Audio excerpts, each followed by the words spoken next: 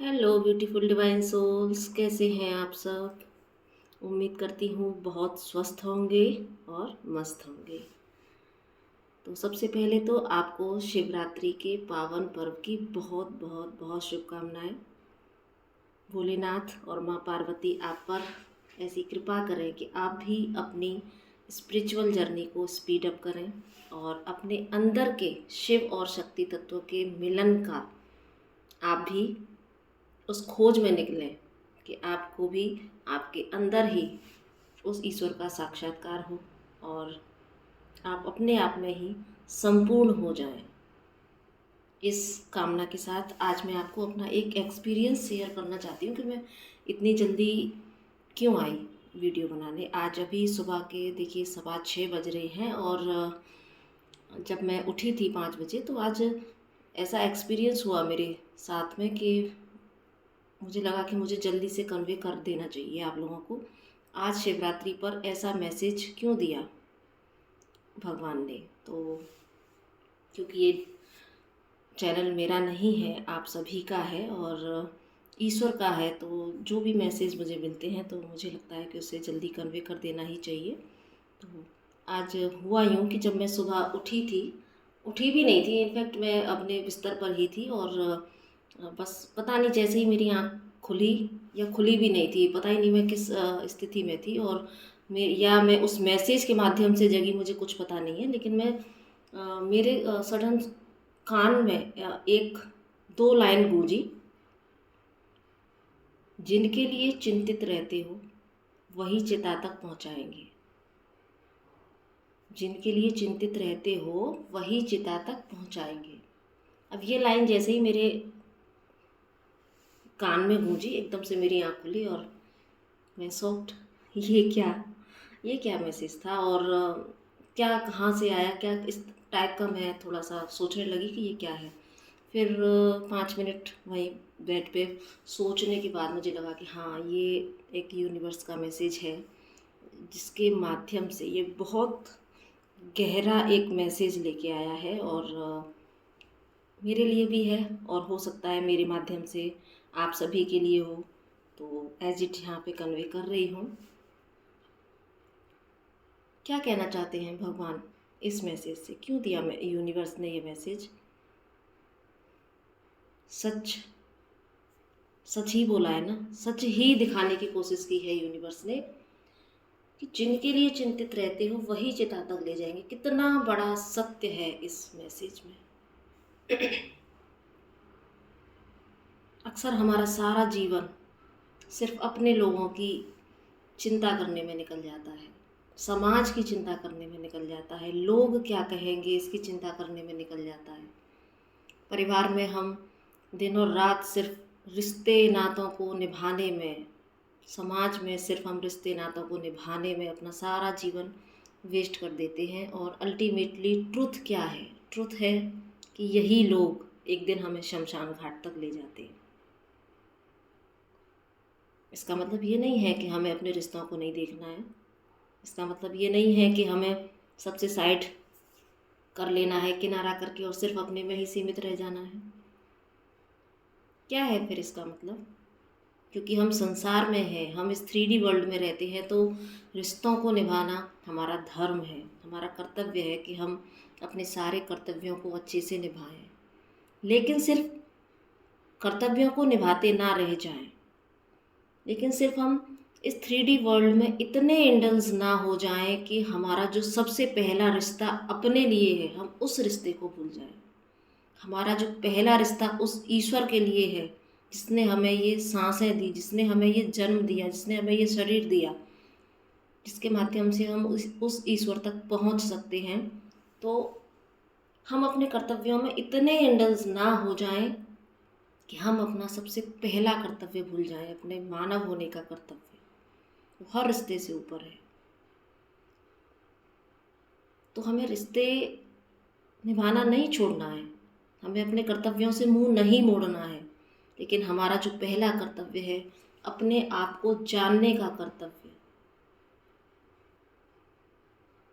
वो हमको सबसे पहले पूरा करना है। क्योंकि जिस दिन हम खुद को जान लेते हैं, उस ईश्वर को जानने की दिशा में जब हम आगे बढ़ते हैं, और तभी हमारे अंदर उस शिव शक्ति का बैलेंस होता है, और तब हम सही मायने में अपने रिश्तों को निभाने के लायक बनते हैं। उससे पहले हम सिर्फ निभा रहे होते हैं, हम सिर्फ ढो रहे होते हैं रिश्तों को, क्योंकि हमको एक्चुअल में नहीं पता होता कि रिश्ते कैसे निभाए जाते हैं।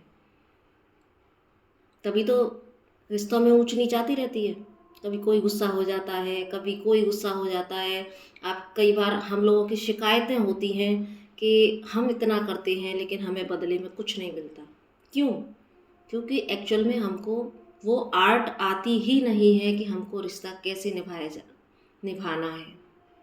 क्योंकि कई बार हम ओवर गिविंग कर रहे होते हैं, तो कई बार हम बिल्कुल लेस में चले जाते हैं। हम किसी के किए हुए का भी करना नहीं चाहते हैं। इम्बैलेंस जो होता है वो सही मायने में हमको रिश्ते नहीं निभाने देता जिस तरीके से निभाना चाहिए। यहाँ सिर्फ रिश्तों की बात नहीं है, यहाँ लाइफ के हर प्रोस्पेक्टस की बात हो रही है। तभी हम फेलियर्स का भी सामना करते हैं, क्योंकि बैलेंस नहीं है। तो आज शिवरात्रि पर ये जो मैसेज मुझे मिला, बहुत बड़ा मैसेज है इसमें, कि जब शिवरात्रि शिव और शक्ति के मिलन की रात्रि, जहाँ शिव और शक्ति का जिस दिन विवाह हुआ था, तो वो एक घटना उस समय घटी थी, लेकिन वो हमारे भीतर के जगत की भी एक घटना है। क्योंकि आप सभी को पता है या नहीं पता है तो मैं बता दे रही हूँ कि हमारे अंदर ही फेमिनाइन और मैस्कुलाइन एनर्जीज होती हैं। एड़ा पिंगला नाड़ी, हम जिसको नाड़ियों में एड़ा पिंगला नाड़ी नाम दे देते हैं, चंद्र नाड़ी और सूर्य नाड़ी। और कुंडलिनी शक्ति में भी हम इस तरीके से बोलते हैं कि जब नीचे जो शक्ति तत्व होता है, शक्ति ऊर्जा होती है, वो हमारे क्राउन चक्रा पर शिव तत्व तक पहुंचने की जो एक यात्रा करती है, उसको वो जब क्राउन चक्रा पर यानी सहस्त्रार चक्र पर आकर जब मिलती है, तब होता है शिव और शक्ति का मिलन। और तब कुछ जानना शेष नहीं रहता, पूरी तरीके से बैलेंस हो जाते हैं और शिव शक्ति की मर्जिंग हो जाती है। तब हमको एक्चुअल में वो आर्ट आती है कि हमको कैसे इस भौतिक जगत में भी रहना है और कैसे हम उस आध्यात्मिक जगत में भी ऊंचाइयों को पा सकते हैं, अपने जीवन के लक्ष्य को पा सकते हैं। तो ये मैसेज लेकर शिवरात्रि हर बार आती है, लेकिन हम सिर्फ शिवरात्रि के ऊपर के अर्थ को ही देखते हैं कि बस व्रत रह लिया है ना, कुछ पूजा पाठ कर ली, भजन कीर्तन कर लिया, लेकिन जो उसका एक्चुअल अर्थ है, जो उसके पीछे जो क्या रहस्य है, उसको जानने की हम कभी कोशिश नहीं करते हैं। तो शिवरात्रि अपने साथ में एक गूढ़ रहस्य लेके आती है, उस रहस्य को ही जानना है।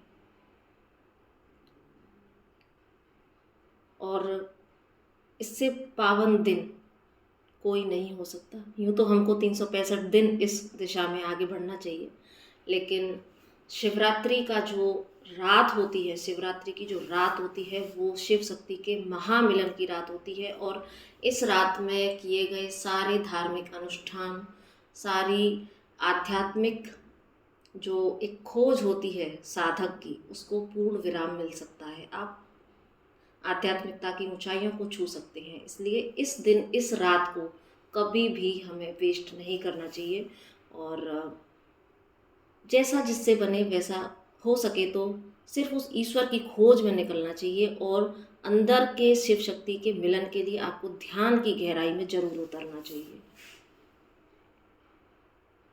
क्योंकि इस दिन आप जो भी साधना करते हो वो कम समय में ज़्यादा फल देने वाली होती है। और तब आप एक्चुअल में समझ पाओगे कि हम जिनके लिए चिंता करते हैं, ये कितना बड़ा सत्य आज ईश्वर ने मेरे सामने खोला, कि हम दिन और रात चिंता करते हैं, पति की, बच्चों की, परिवार की, माता पिता की, सबकी चिंता करते हैं, और करनी भी चाहिए।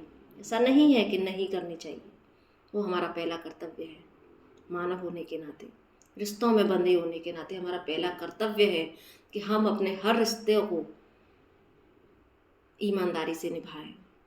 लेकिन ये भी एक सत्य है कि उनकी चिंता करने में हम इतना इंडल्ज ना हो जाएं कि हम अपने प्रति कर्तव्य को भूल जाएं। इसलिए मोह से ऊपर उठकर इस मैसेज का जो सार तत्व है वो ये है कि मोह से ऊपर उठकर हमको सबकी चिंता करनी है। चिंता नहीं करनी, चिंतन करना है। मोह से ऊपर उठकर हमको रिश्तों को निभाना है। सारे रिश्ते निभाने हैं, लेकिन मोह से ग्रसित होकर नहीं, अनकंडीशनल लव की फ्रीक्वेंसी में आकर। क्योंकि जब हम अनकंडीशनल लव की फ्रीक्वेंसी में आते हैं तब ही सही मायने में अपने सभी कर्तव्यों को अच्छे ढंग से पूरे कर पाते हैं।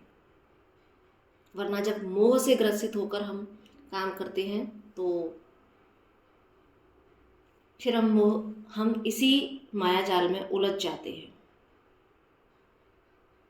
इसलिए मोह नहीं करना, सच्चा प्यार करना है, अनकंडीशनल लव, जहाँ कुछ बदले में पाने की इच्छा नहीं रहती।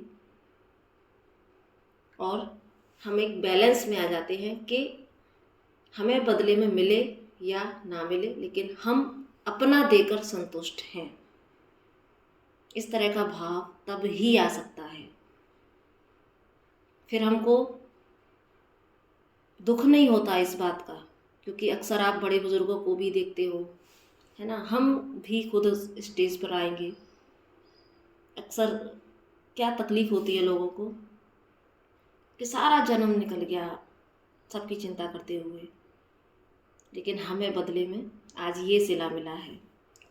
कई बड़े बूढ़ों को आप सुनोगे बोलते हुए कि हमने बच्चों के लिए ये किया वो किया, लेकिन आज हमें बच्चे पूछते भी नहीं हैं, है ना। सारी ज़िंदगी निकल गई और आज यही बच्चे सिर्फ अपना कर्तव्य निभाते हैं, जल्दी से चिता तक ले जाते हैं और अपना कर्तव्य पूरा करके वापस कुछ महीनों याद आती है, उसके बाद में सब भूल जाते हैं।